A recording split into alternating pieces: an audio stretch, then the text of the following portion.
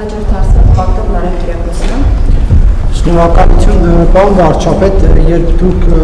հայտարարում եք, որ ձեր որդիական խոնարհումն եք հայտնում այդ ցանկը ստորագրած հոգևորականներ, ցանկին ծանոթ եք, այնտեղ օրինակ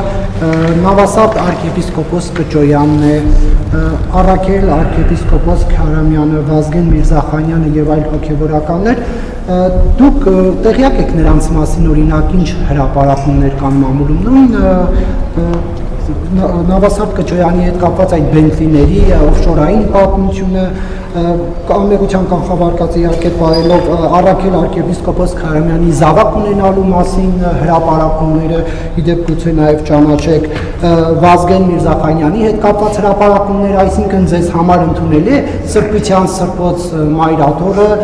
ազատագրել այն անձանցով, որոնց մասին էլ կուսակրոնության ուխտը խախտելու վերաբերյալ տեղեկություններ կան։ Ես ասել եմ, որ մեր Սրբության Սրբոց Մայրաթոր Սուրբ Էջմիածինը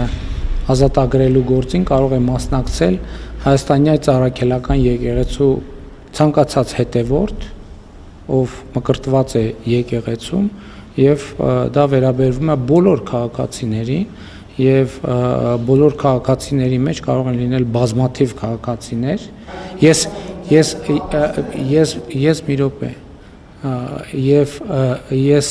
շատ կարևոր եմ համարում, որ այդ թվում ես բոլոր քաղաքացիների անձնական գործերը չեմ ստուգում, ինչ վերաբերվում է ձեր ասածին,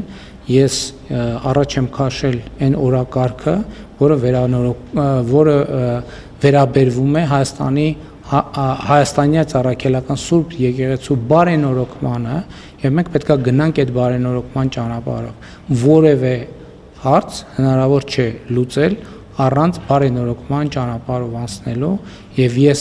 ողջունում եմ ցանկացածի պատրաստակամությունը այդ բարենորոգման ճանապարհով անցնելու։ Եթե հիմա դուք հարցնեք, հիմա Կտրիչ Ներսյանն էլ կարող է մասնակցել այդ բարենորոգմանը, ես կարծում եմ, որ ինքը իր մասնակցության բոլոր շանսերը սպառել է, եւ նա պետք է ուղղակի ազատի մեր Սրբության Սրբոց Մայրաթոր Սուրբ Էջմիածինը։ Հաջորդ հարցը Աղմեդրես։ Ես ձեզ պատասխանեցի, ես ասացի արդեն, որ բարենորոգման Հայաստանյա Առաքելական Սուրբ Եկեղեցու նորոգման օրակարգն է դրված սեղանին, եւ այդ նորոգման օրակարգը պետք է իրականացվի, եւ ես ողջունում եմ բոլոր այն մարդկանց, ովքեր պատրաստ են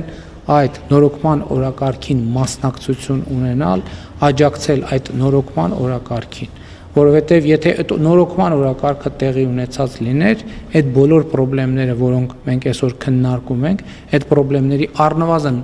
մեծ մասը տեղի չէր ունենա, գոյություն չէր ունենա։